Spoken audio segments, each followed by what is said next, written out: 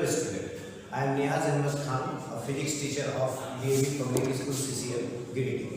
In this video, we are going to learn about electric potential energy.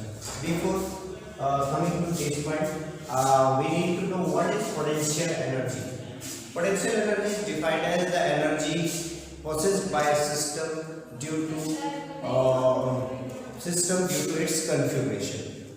लेकिन सबसे major चीज जो है कि कॉन्फ़िगरेशन कैसा होना चाहिए, सिस्टम कैसा होना चाहिए। तो सबसे पहले ये जान लीजिए कि जो भी सिस्टम हो वो इंटरैक्टिंग सिस्टम हो, उसमें एक नेट फोर्स काम कर रहा है। अगर वो नेट फोर्स काम नहीं कर रहा है तो वो सिस्टम कंप्लीटली जो है उसमें पोटेंशियल एनर्जी हम लोग जीरो मानेंगे। सपोज दैट जैसे मेरे पास ये एक रबर है और ये रबर पार्टिकल से बने हुए हैं, इंटरैक्टिंग पार्टिकल से बने हुए हैं, लेकिन हर एक पार्टिकल पे नेट फोर्स जीरो है। तो इस समय इसका जो एनर्जी है वो जीरो माना जाएगा। तो हम लोग ये कोशिश करते हैं कि जब भी कोई नेचुरल सिस्टम को हम लोग इमेजिन करते हैं या एज्यूम करते हैं तो हम लोग उस नेचुरल सिस्टम का एनर्जी को जीरो मानते हैं जो उसके कॉन्फ़िगरेशन पे चलते हैं। एक और कंडीशन हो सकता है जब हमारा एनर्जी पोटेंशियल एनर्जी जीरो होता है, और वो है कि जब आपका दो पार्टिकल्स जो इंटरैक्ट कर सकते हैं लेकिन वो इतने अपार्ट है कि दे आर नॉट इंटरैक्टिंग, इतने अपार्ट है कि वो इंटरैक्ट नहीं कर रहे हैं। ऐसे कंडीशन को हम लोग बोलते हैं इनफाइनाइट कंडीशन, इन्फिनिटी पर, दोनों पार्टिकल्स का इन्फिनिटी पर होना।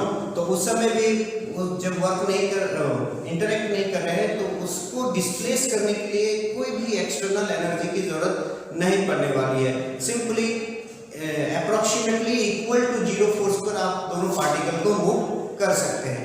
अभी यहाँ भी है अप्रोक्सीमेटली जीरो फोर्स पर आप इसको मूव कर सकते हैं। तो इसका जो नेचुरल स्टेट में जो एनर्जी है इसके कॉन्फ़िगरेशन के चलते, बिकॉज इसमें हमको कोई भी एनर्जी बाहर से अप्लाई नहीं करना पड़ता है और ना ही देना पड़ता है, तो ऐसे सिस्टम का एनर्जी पोटेंशियल एनर्जी को हम लोग जीरो कहते हैं। अब चलते हैं इसका हम कॉन्फ़िगरेशन चेंज करके देखते हैं।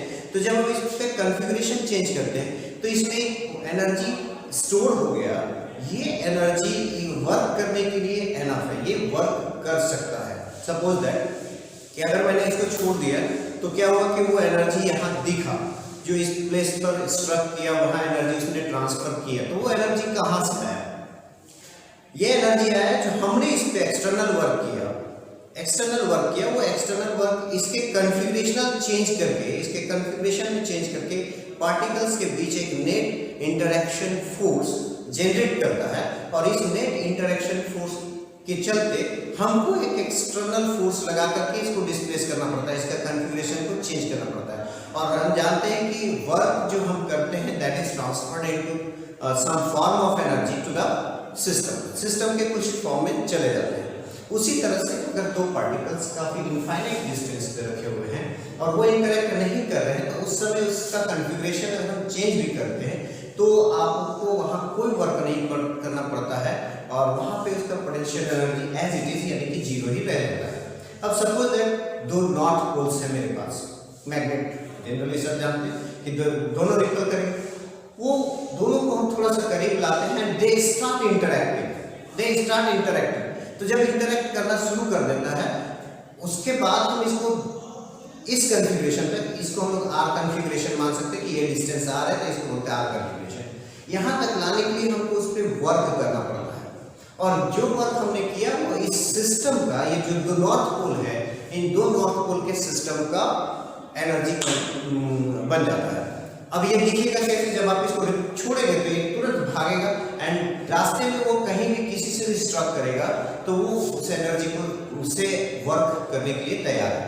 तो इलेक्ट्रिक पोटेंशियल एनर्जी भी कुछ इसी तरह से है कि अगर हम किसी चार्ज का एक ऐसा सिस्टम बनाना चाहते हैं, इंटरैक्टिंग सिस्टम बनाना चाह रहे हैं, तो उन चार्जेस को आपको ऐसे पोजीशन से जहां वो इंटरैक्ट नहीं कर रहे थे, तो जनरली है कि इनफाइनाइट पोजीशन, यानी कि दोनों इतने डिस्टेंस पे इंटरैक्ट नहीं कर रहे, तो इनफाइनाइट पोजीशन से किसी खास कॉन्फ़िगरेशन, फॉर एग्जांपल कि मेरे पास दो चार्ज थे, एक यहाँ है और एक यहाँ है, और दो इतने अपार्ट हैं कि they are not interacting, but हमको इसको पोजीशन ए और पोजीशन बी तक लाना है।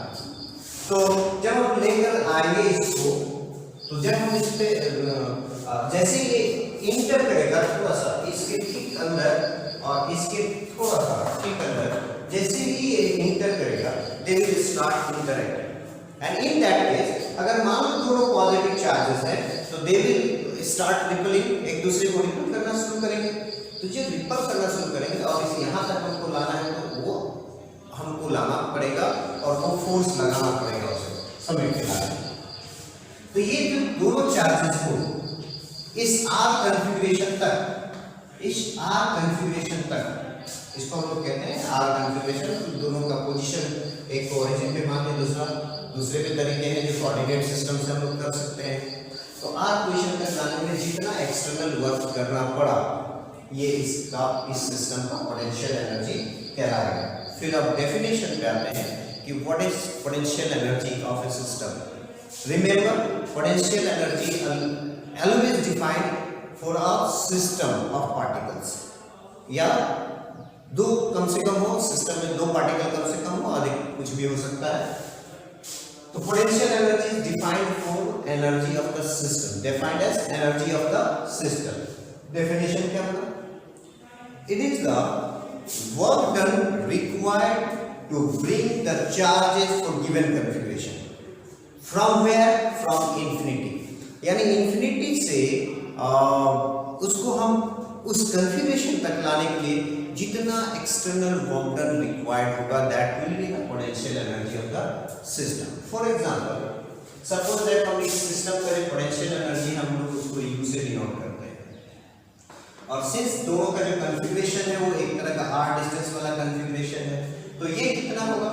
This will be equal to work done bringing the two charges from infinity, bringing the two charges from infinity to this position, infinity to this position। अब यहाँ पे दोनों चार्ज ये मान लो Q1 है और ये Q2 है, इन दोनों चार्जेस को यहाँ कोई यूनिट नहीं है, नेक्स्ट वाले में हम लोग डिफाइन करेंगे यूनिट चार्ज के लिए। तो ये जितना एक्सटर्नल, ये वर्क कौन कर रहा है? एक्सटर्नल। अब एक और चीज है कि एक्सटर्नल में कौन सा फोर्स वर्क करेगा? कंजर्वेटिव फोर्स, कंजर्वेटिव फोर्स, ध्यान रहे। तो कंजर्वेटिव एक्सटर्नल फोर्स जो काम करेगा वो तुम्हारा उसके वर्क डन के बराबर इस सिस्टम का पोटेंशियल एनर्जी हो जाएगा। अब हम इसके लिए एक एक्सप्रेशन डिटरमाइन करते हैं। एक्सप्रेशन चलिए देखते हैं कि सपोज दैट मेरे पास एक चार्ज है यहाँ पे Q, और यहाँ दो पॉइंट है A और B, A और B। इस चार्ज के चलते पॉइंट B पर इलेक्ट्रिक फील्ड इंटेंसिटी है E, इलेक्ट्रिक फील्ड इंटेंसिटी है E। हमें कहा गया है कि एक चार्ज है small q that has to be brought from infinity, that has to be brought from infinity। देखिए हम कहां से स्टार्ट करें, क्योंकि फोर्स मेरा वेरिएबल हो जाएगा, यहाँ इलेक्ट्रिक फील्ड अलग, यहाँ इलेक्ट्रिक फील्ड अलग, यहाँ अलग, तो फोर्स वेरिएबल हो जाएगा। रास्ते में हम दो बहुत नियर बाय पॉइंट चूज करते हैं। सपोज दैट यहाँ से यहाँ तक ये डिस्टेंस है dr, ये डिस्टेंस है dr। चार्ज इस समय यहाँ पर है तो q नॉट, तो इस चार्ज पे लगने वाला जो फोर्स होगा F इक्वल टू कितना हो जाएगा? q e not, q naught e, ये फोर्स हो जाएगा। अब हमें फोर्स लगाना है तो मेरा जो एक्सटर्नल फोर्स होगा वो इस इलेक्ट्रोस्टैटिक रिपल्सिव फोर्स के बराबर लगना चाहिए, और ये इतना छोटा डिस्टेंस है कि इस दौरान यहाँ से यहाँ के बीच में इलेक्ट्रिक फील्ड में बहुत ज्यादा चेंजेस नहीं है, इसलिए इसको बोलते हैं इनफाइनेटिसिमली स्मॉल डिस्प्लेसमेंट। मतलब एक इतना छोटा सा डिस्प्लेसमेंट कि दोनों के बीच में दो इलेक्ट्रिक फील्ड का चेंज नेग्लिजिबल है। अब हमें वर्क करना है तो हमें इसे पुश करना पड़ेगा, इसे इस चार्ज को हमें पुश करना पड़ेगा dr डिस्टेंस तक। तो हमें फोर्स कितना लगाना है? तो F एक्सटर्नल जो आएगा उस चार्ज पे F एक्सटर्नल जो लगेगा वो इस इलेक्ट्रोस्टैटिक फोर्स के इक्वल लगभग q naught e, but the direction will be what? Direction will be in this direction। तो डायरेक्शन हो जाएगा नेगेटिव। ये हो गया एक्सटर्नल फोर्स जो हमने उस पर लगाया। अब यहां से यहां तक का जो एक्सटर्नल वर्क डन है ड्यूरिंग दिस डिस्प्लेसमेंट, मान लेते हैं ये बी एस सी पॉइंट, तो work done by external force for displacement dr is dw। चूंकि हम छोटे क्वांटिटीज को डिफरेंशियल फॉर्म में डी, तो वर्क के लिए छोटा एक वैल्यू होगा, डिस्प्लेसमेंट छोटा सा है तो वर्क छोटा सा होगा, तो dw equal to F external dot dr, F external dot dr। ये आपका वर्क डन हो गया। तो अगर हम A से B तक, B से A तक लाते हैं वर्क डन, तो वर्क डन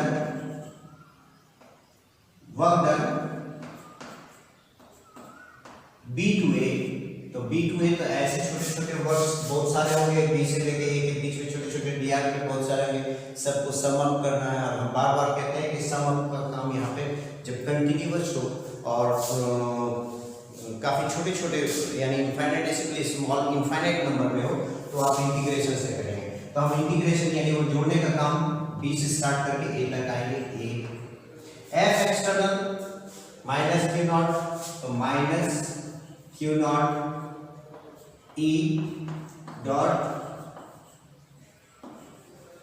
dr, ये आपका हो गया एक्सटर्नल वर्क डन।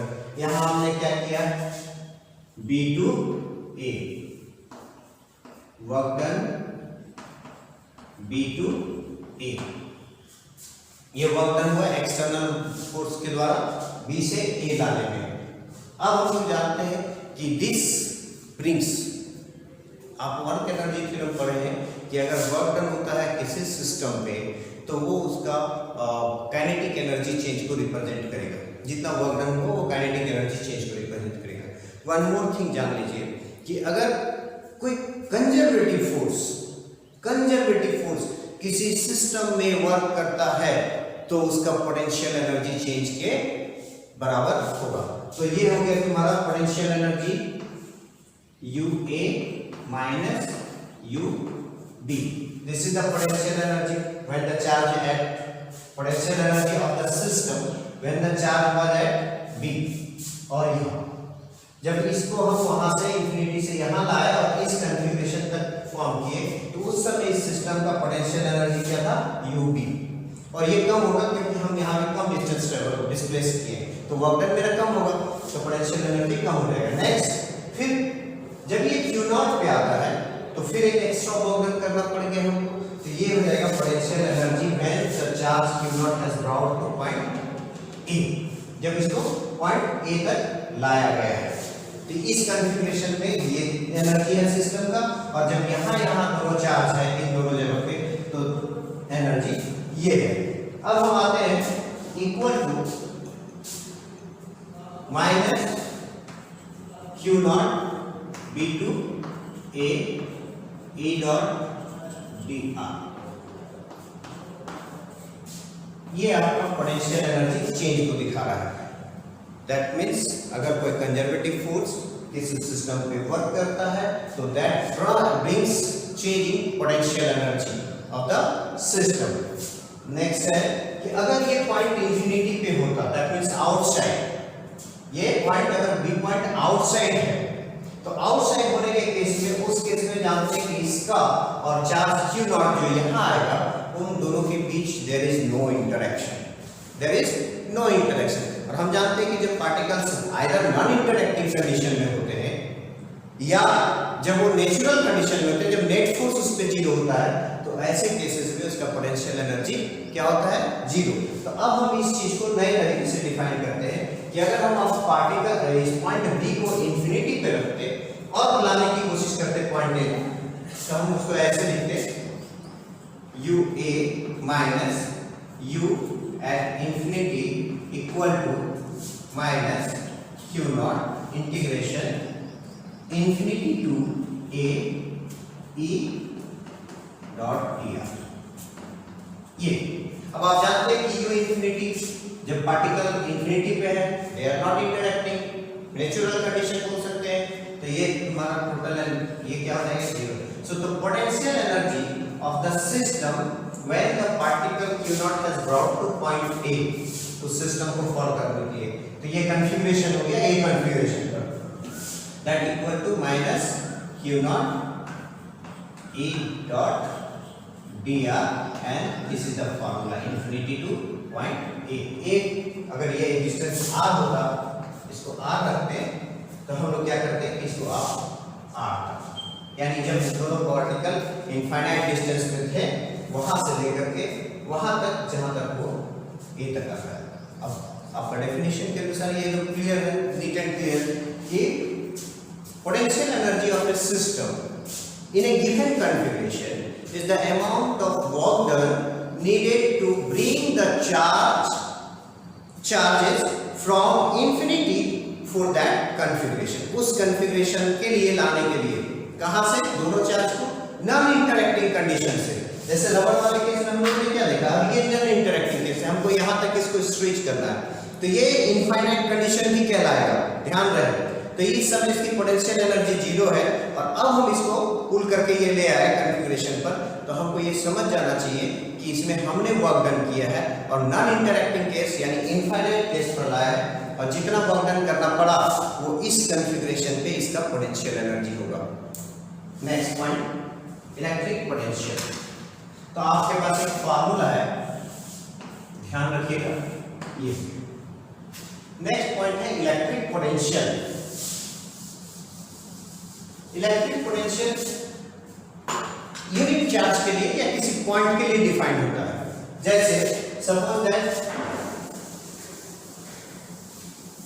ये चार्ज डिस्ट्रीब्यूशन है, यहाँ पे किसी भी तरह का चार्ज डिस्ट्रीब्यूशन हो सकता है, ये इसका इफेक्टिव इलेक्ट्रिक फील्ड है। There is a point at a distance r, at a distance r and the point is a, इस पॉइंट की एनर्जी को ये डिफाइन करता है।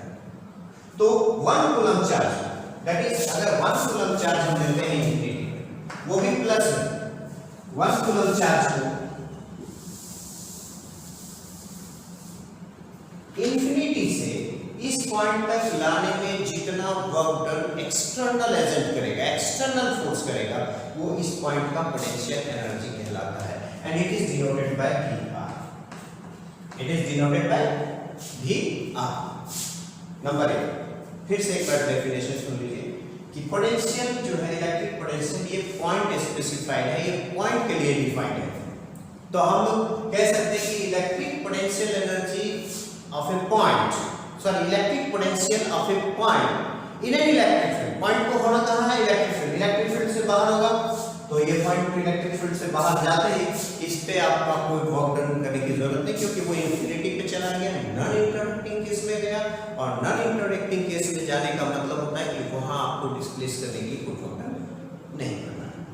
तो electric potential energy of a point, the point should be electric field, तो ये point electric field के अंदर ले लीजिए, is equal to the amount of work done, ये उतने के बराबर होता है जो प्लस 1 कूलम चार्ज को इंफिनिटी से इस पॉइंट तक लाने के लिए करना पड़ता है। ये चार्ज पॉइंट चार्ज चलिए, किसी भी तरह का चार्ज डिस्ट्रीब्यूशन हो सकता है, हमें उसे ज्यादा ध्यान नहीं देना, बस इसी को रखना है। अब आते हैं कि VR, it is the potential energy of the point. Sometime यहां आपको ये भी लिख सकता है, यानी potential energy of the point है, या VR लिखा गया, मतलब potential energy of the point which is at a distance r from the distribution या origin। ये origin अगर मान लिए तो इस origin से r डिस्टेंस पे जो पॉइंट होगा उसका पोटेंशियल को ये रिप्रेजेंट करेगा, और ये कितने के बराबर होगा, वर्क डन के बराबर। कितने के लिए, 1 कूलम के लिए। कहां से, इंफिनिटी से कहां तक, यहां तक। किसके द्वारा, एक्सटर्नल एजेंट के द्वारा। अब आते हैं कि VR को हम लोग निकालने के लिए 1 कूलम चार्ज नहीं ले सकते। रीजन क्या है कि 1 कूलम चार्ज इतना ज्यादा चार्ज है कि उस चार्ज को अगर हम लेते हैं तो उसका फील्ड इतना बड़ा हो जाएगा कि जब ये इवन दैट ये इंफिनिटी से बाहर होने के बाद भी इसका जो फील्ड बनेगा वो ओवरलैप कर जाएगा। नंबर 1 तो ओवरलैप कर जाएगा, तो even that it is outside of the field of this one they are interacting. क्यों? क्योंकि इसका फील्ड और इसका फील्ड दोनों ओवरलैप कर रहा है। इंटरेक्शन तभी शुरू है जब वो चार्ज 1 कूलम इसके फील्ड से बाहर है। तो ये कैलकुलेशन में आ जाएगा, ये वाला जो एक्सटर्नल हमको करना पड़ेगा एक, इस वजह से +1 कूलम चार्ज नहीं ले सकते। नंबर 2 हम लोग 1 कूलम चार्ज इतना बड़ा है कि उस चार्ज को हम लोग प्रैक्टिकली नहीं ले सकते, तो इसलिए वहां पे हम +1 कूलम नहीं लेंगे, बल्कि अपने कन्वीनियंस के लिए एक बहुत ही स्मॉल सा चार्ज Q0 टेंड्स टू 0, बहुत छोटा सा चार्ज लेंगे ताकि इसका फील्ड इतना छोटा बने, इसका फील्ड इतना छोटा बने कि ये तब तक इंटरेक्शन में ना आए जब तक ये इसके फील्ड में, इस चार्ज के फील्ड में इंटर ना करे। फिर यहाँ पे एक लिमिट वाला केस शुरू होता है। आपको याद रखना है कि हम Q0 टेंड्स टू 0 क्यों लेते हैं, पूछा जा सकता है आपसे, तो आप सीधा याद रखेंगे कि अगर हम जो पोटेंशियल एनर्जी है 1 कूलम चार्ज के लिए डिफाइंड है, लेकिन अगर 1 कूलम चार्ज लेते हैं तो वो इतना बड़ा चार्ज है कि वो इतना बड़ा फील्ड हो जाता है कि वो उसके ओरिजिनल चार्ज जो सिस्टम का चार्ज है उससे बाहर रहने के बाद भी ये इंटरेक्शन हो जाएगा। Number 1, number 2 1 coulomb charge practically लेना पॉसिबल नहीं है, दो चीजें। तो हम Q0 चार्ज को यहाँ से लेकर के आते हैं, तो ऐसे केस में वर्क डन कितना होना है, तो आपने अभी पढ़ लिया कि ऐसे केस में वर्क डन करना पड़ेगा इंफिनिटी टू पोजीशन R, या आप ये भी लिख सकते हैं position R by the external force equal to Q0 and minus infinity to R, and that is E dot dr। और चूंकि हमने पूरा चार्ज को लाया है 1 कूलम चार्ज पे, यूनिट कूलम पे चार्ज को हमने किया नहीं है, वर्क पूरे चार्ज पे किया है, तो ऐसे केस में जब ये यहाँ पहुंचेगा Q0 तो ये डिफाइन करेगा potential energy of the system for R configuration, यानी this is the potential energy of the system for R configuration. ऐसे भी लिख सकते हो या ऐसे भी लिख सकते हो, या फिर आप पॉइंट ए भी लिख सकते हो गया, equal to minus Q0 E dot dr, this is potential energy of the system for this configuration. अब यही चीज 1 कूलम के लिए करना था, तो हमने पोटेंशियल के लिए क्या डेफिनेशन रखा, पोटेंशियल के लिए डेफिनेशन रखा था V, पोटेंशियल को V से डिनोट करते हैं, is equal to work done on some charge that is W by Q0। अब हम इसको थोड़ा सा और समझते हैं कि W किस पर था, इतने पे वर्क डन किया गया था, उसको हम लोग क्या कहते हैं UR। इसको आप संभाल लीजिए, इसको आप ऐसे कर सकते हैं, इस चीज के लिए आप लिखिए कि potential energy stored when the charge Q in the system, when the charge Q0 को जब हम लेकर के आते हैं सिस्टम में R पोजीशन पे, तो उस समय एनर्जी कितना स्टोर हुआ, वो potential energy UR।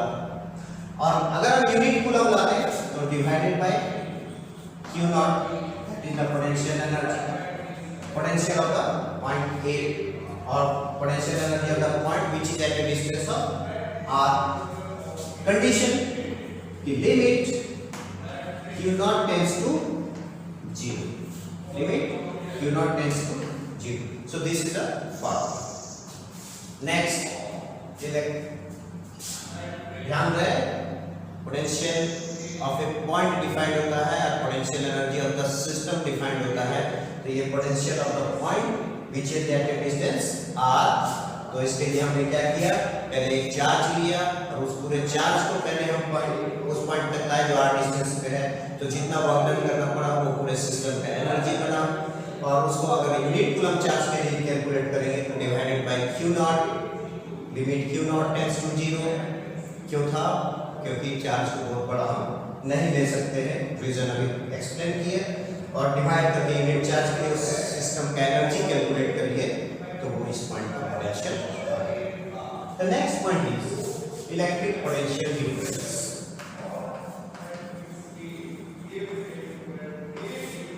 Electric potential difference हम आते हैं थोड़ा सा छोटा सा एक्सप्लेनेशन करते हैं। सपोज दैट सिस्टम के अंदर एक चार्ज है, इसका एक इलेक्ट्रिक फील्ड है। इस इलेक्ट्रिक फील्ड में दो पॉइंट है, point A and point B. हम 1 coulomb charge plus 1 coulomb charge लेते हैं और इसको हम लेके आते हैं ए तक। तो वर्क डन जितना होगा, वो जितना एक्सटर्नल वर्क डन होगा वो इस पॉइंट का पोटेंशियल कहलाएगा। So this is the potential of the point A, this is the potential of the point A. फिर 1 कूलम चार्ज को हम पहले बी तक लाते हैं यहां तक, तो जो वर्क डन हुआ वो हो गया potential energy of the point B. अब यहां से यहां तक का, अब इसको यहां से यहां तक का, अब फिर उस 1 कूलम चार्ज को आप फिर दोबारा नहीं जाते हैं, उसी 1 कूलम चार्ज को यहां से यहां तक कैरी करते हैं। तो मान लेते हैं कि हमने यहां पे वर्क डन किया, जब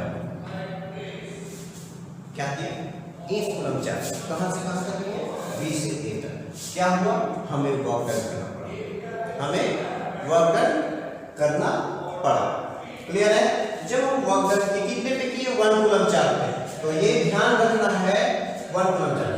अब आते हैं कि वर्क डन वहां इंफिनिटी से पॉइंट ए तक डायरेक्टली कितना है, भी ए, और work done from infinity to A through B कितना है, तो ये आएगा भी बी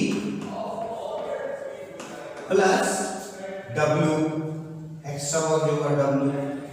और हम जानते हैं कि जो फोर्स हमने लगाया था वो कंजर्वेटिव फोर्स था, और कंजर्वेटिव फोर्स का work done independent of the path होता है। तो आप या तो यहां से लेके आए उतना ही वर्क करना पड़ेगा, आप यहां से कहीं से भी घूम करके यहां लेके आए आपको वर्क उतना ही करना है, या आप थ्रू बी होते हुए आप आ गए तो वर्क डन उतना ही करना पड़ता है। तो बी थ्रू बी जो वर्क डन था वो कितना था, भी बी इतना वर्क डन प्लस इतना work done, that will be equal to इधर से लाए थे ए तक आने का, दैट इज। तो अब आते हैं कि W V A minus VB is equal to W। एकदम सिंपल है, आप देख लीजिए।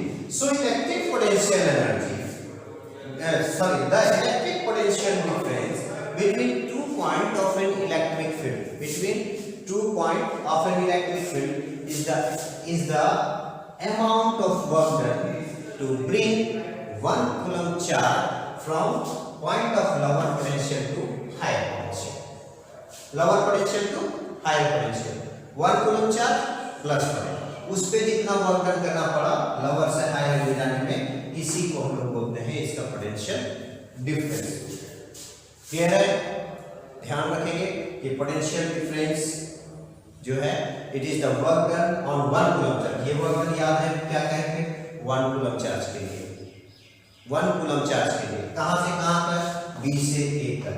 लोअर पोटेंशियल ये क्यों कहें हम, क्योंकि ये पॉइंट आपका रास्ते में आगे से पहले पड़ता है, तो यहाँ आपने कम डिस्टेंस तक डिस्प्लेसमेंट किया तो वर्क डन आपको कम करना पड़ेगा, तो यहाँ जो एनर्जी स्टोर होगा वो कम होगा, जबकि जब हम ए पहुंचेंगे ज्यादा डिस्प्लेसमेंट देना पड़ेगा, वर्क डन ज्यादा होगा, तो यहाँ जो एनर्जी स्टोर होगा वो ज्यादा होगा।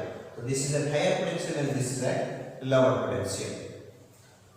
अभी तक हम इस सिस्टम को पॉजिटिव चार्ज के टर्म में ही कर रहे थे, लेकिन अगर नेगेटिव होता तो चीजें कुछ रिवर्स करेंगे, वो हम बाद में डिस्कस करते जाएंगे। नेक्स्ट आते हैं कि इसका unit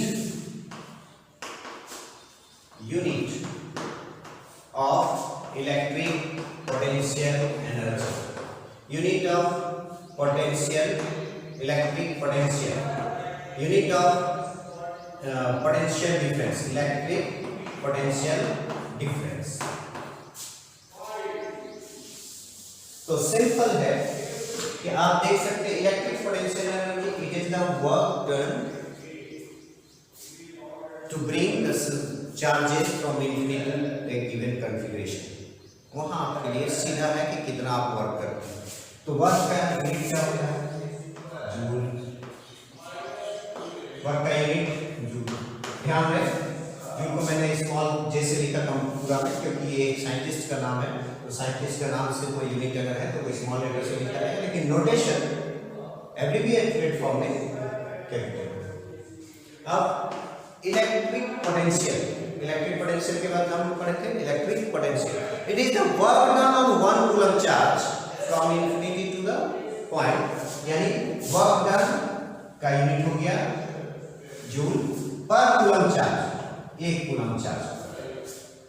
electric potential friends, it is the work done on 1 coulomb charge from one point to another point. This is again joule per coulomb. तो joule per coulomb को एक नया टर्म यूज किया गया है, वो है volt. Volt. This is volt. Joule per coulomb is equal to volt. अब 1 volt को डिफाइन करना है, 1 वोल्ट को डिफाइन करना हो तो 1 वोल्ट निकल के आएगा. अगर 1 जूल और 1 कूलम रखेंगे तो आंसर आएगा 1 joule per coulomb, that is 1 volt. यानी अगर किसी 1 कूलम चार्ज पे 2 पॉइंट के बीच मूव कराने में वर्क अगर 1 वोल्ट 1 जूल होता है तो सिंपल है कि दोनों पॉइंट के बीच पोटेंशियल डिफरेंस है 1 volt.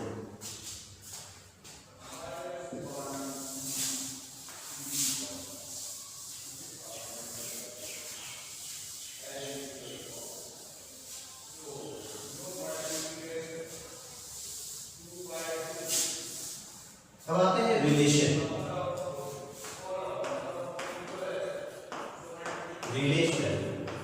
Between electric potential difference and electric field intensity. Electric potential difference and electric field intensity. इस एक्सप्रेशन को हम लोग निकालेंगे. सबसे पहले सपोज दैट मेरे पास यहाँ एक कोई चार्ज है, it is not going to come in that expression here, बाद में देख लेंगे. और हमको एक पॉइंट है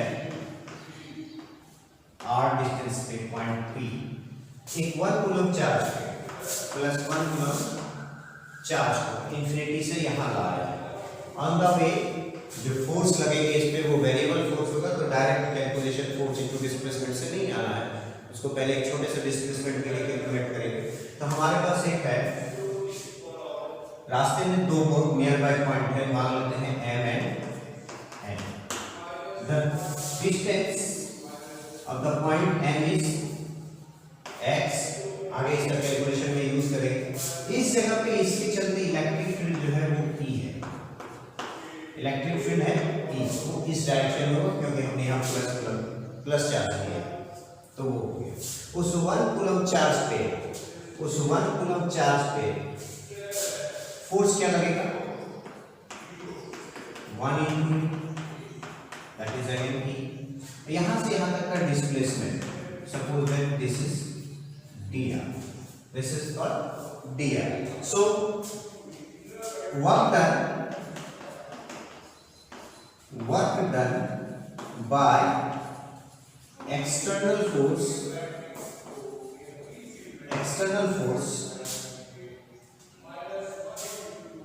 from M to N. तो ये हो जाएगा तुम्हारा E डॉट dr. लेकिन ध्यान रहे कि यहाँ पे जो डायरेक्शन डिस्प्लेसमेंट का है वो इधर है, डायरेक्शन डिस्प्लेसमेंट का इधर है और ये फोर्स इधर है. So that is equal to this gives the जो वर्क डन आपने किया उस 1 कूलम चार्ज पे वो क्या देता है? That is potential difference between the 2 points. Potential difference between the 2 points. इस दोनों के बीच जो पोटेंशियल डिफरेंस है उसको हम dV से इंडिकेट करते हैं. चूंकि पॉइंट्स काफी नजदीक हैं तो जो चेंज इन पोटेंशियल आएगा वो बहुत स्मॉल आएगा, तो बेहतर है कि उसको डिफरेंशियल फॉर्म में ले तो dV. अब आते हैं कि अगर सपोज यहाँ पे हम लोग अगर देखें तो इलेक्ट्रिक फील्ड इस डायरेक्शन में है जबकि dr इस डायरेक्शन में, तो दोनों के बीच जो एंगल बनता है वो 180 degree. So dv equal to minus बाद में देख लेते हैं कहां से आएगा, e dr and cos 180 degree. अब ये आता है dv इक्वल टू 180 cos 180 का वैल्यू -1, तो वो माइनस यहाँ आया e dv इक्वल टू, आप इलेक्ट्रिक फील्ड ये रिलेशन आपको मिल गया, ये रिलेशन आपको मिल गया, तो E equal to minus dv by dr। ये रिलेशन भी हम लोग निकालना चाहते हैं इलेक्ट्रिक पोटेंशियल डिफरेंस और इलेक्ट्रिक फील्ड इंटेंसिटी को। तो किसी पॉइंट पे अगर हमको इलेक्ट्रिक फील्ड इंटेंसिटी पता है, किसी पॉइंट पे इलेक्ट्रिक फील्ड इंटेंसिटी पता है, तो हम लोग बता सकते हैं कि वहां पे इलेक्ट्रिक फील्ड इंटेंसिटी कितना है। बस इलेक्ट्रिक पोटेंशियल को आपको डिफरेंशिएट कर देना है, इलेक्ट्रिक पोटेंशियल को डिफरेंशिएट कर देना है। सपोज है जैसे कहीं भी इलेक्ट्रिक पोटेंशियल है -5 बाय x² + 2x, तो what is the electric field intensity at that point, तो हम इसको करते हैं dv बाय dx, डिफरेंशिएट कर दिए माइनस, और ये हमारा हो जाएगा x का पावर यानी कि -2 bye x³ + 2, that is 10 bye x⁻3। अब इसको dv बाय dx दोनों साइड माइनस दीजिए तो आप e निकल के आ गया -10 बाय x⁻3। अगर वो पॉइंट डिफाइंड है कि उसका x लाइन पर पोजीशन अगर सपोज दैट 2 है, तो आप यहाँ 2 पुट कीजिए, तो जैसे आप 2 पुट करेंगे तो ये -10 बाय 8 आएगा। तो ये सिंपल तरीका है, तो ये रिलेशन आपको बहुत अच्छा है, ये देता है आइडिया देता है कि आप इलेक्ट्रिक फील्ड कैसे निकालेंगे। नंबर 1। नंबर 2, इससे आपको ये भी पता चलता है कि इलेक्ट्रिक फील्ड के डायरेक्शन में पोटेंशियल ड्रॉप होता है, पोटेंशियल घटता चला जाता है। अब सिंपल सा तरीका है, इस चीज को ही बहुत इंपॉर्टेंट दीजिएगा इस पॉइंट को, कि इलेक्ट्रिक फील्ड जो है इलेक्ट्रिक फील्ड के डायरेक्शन में पोटेंशियल डिक्रीज करने वाला है। So let's see. हाँ, सपोज दैट यहाँ पे एक प्लस चार्ज मैंने लिया, तो जब आपने प्लस चार्ज लिया तो इलेक्ट्रिक फील्ड कुछ यूं बनेगा, कुछ यूं बनेगा। अब यहाँ पे एक पॉइंट है A, एक पॉइंट है B। आप बता सकते हैं कि यहाँ पोटेंशियल किस पॉइंट का ज्यादा है? वेरी सिंपल, मैंने कहा कि इलेक्ट्रिक फील्ड के डायरेक्शन में पोटेंशियल डिक्रीज करना है, इलेक्ट्रिक फील्ड के डायरेक्शन में पोटेंशियल डिक्रीज करना है। तो पॉइंट A यहाँ का जो पोटेंशियल है और पॉइंट B यहाँ का जो पोटेंशियल है, सो VA is greater than VB। Simple हो गया।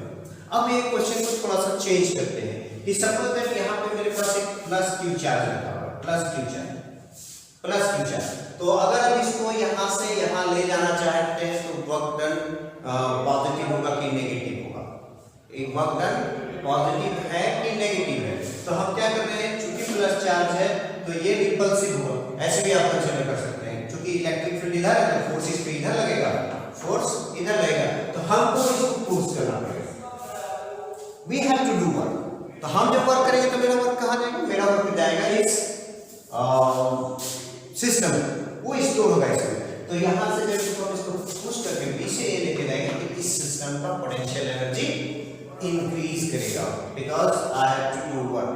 हमको पुश करना पड़ रहा है, हमको एनर्जी अप्लाई करना पड़ रहा है। नंबर 1।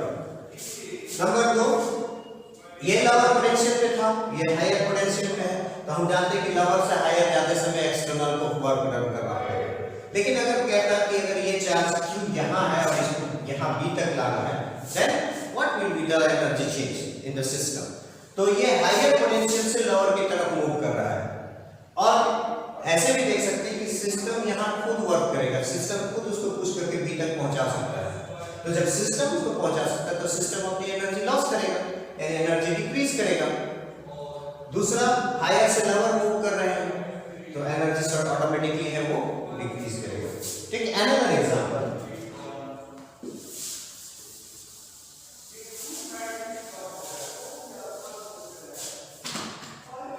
सपोज दैट यहां हमारे पास एक नेगेटिव क्यू चार्ज है, तो इसमें इलेक्ट्रिक फील्ड का डायरेक्शन इनवर्ड हो जाएगा।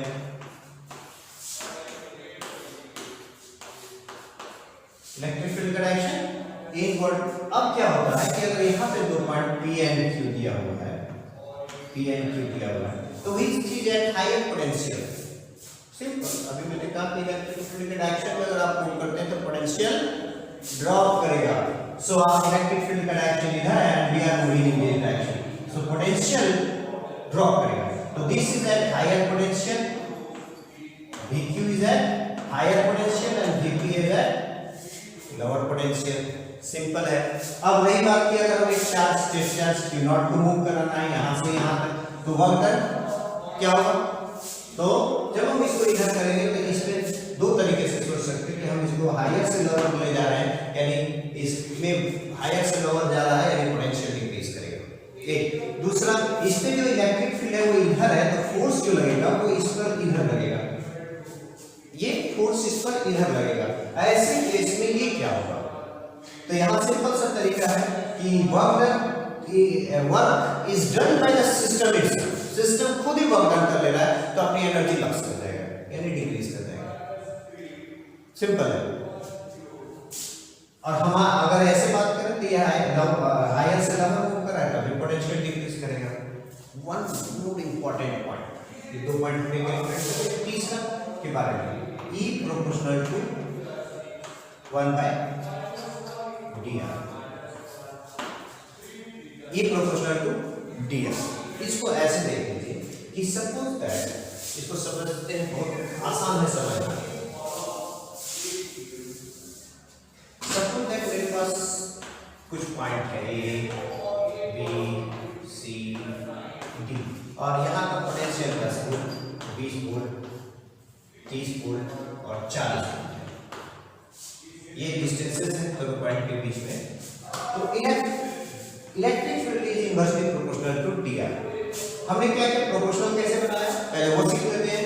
तो हमने क्या किया कि dr जो ऊपर था, dv जो ऊपर था, इसको कांस्टेंट कर देते हैं। यानी देख लीजिए यहाँ पर 10 10 10, यानी पोटेंशियल डिफरेंस हर एक के बीच में 10 है, 10 वोल्ट 10 वोल्ट। तो ये कांस्टेंट हो गया। तो अब E प्रोपोर्शनल टू dr आपके पास अवेलेबल है, यानी अब पॉइंट के बीच के डिस्टेंसेस जितने कम होंगे वहां पे इलेक्ट्रिक फील्ड इंटेंसिटी ज्यादा होगा। तो आपके पास देखिए सबसे कम डिस्टेंस जो दो पॉइंट के बीच है वो 20, जबकि पोटेंशियल डिफरेंस 10 वोल्ट है। और सबसे लार्जेस्ट जो डिस्टेंस है दोनों के बीच में, हाईएस्ट डिस्टेंस है, वो ग्रेटर डिस्टेंस में CD, वो 10 वोल्ट ही है लेकिन डिस्टेंस काफी ज्यादा है। तो यहाँ पर जो इलेक्ट्रिक फील्ड है CD के बीच में और इलेक्ट्रिक फील्ड जो DC के बीच में है और इलेक्ट्रिक फील्ड जो AB के बीच में है, विच इज लार्जर? तो आप जहां dr कम होगा वहां इलेक्ट्रिक फील्ड ज्यादा रहेगा, क्योंकि इनवर्स रिलेशन है ये। तो इलेक्ट्रिक फील्ड यहाँ पे आप देख लीजिए कि CD it is less than electric field between AB and electric field between BC। Clear हो गया? तो ये रिलेशन बहुत इंपॉर्टेंट है, इसको आप ध्यान रखेंगे। अगर डिस्टेंसेस सेम कर दे तो E प्रोपोर्शनल टू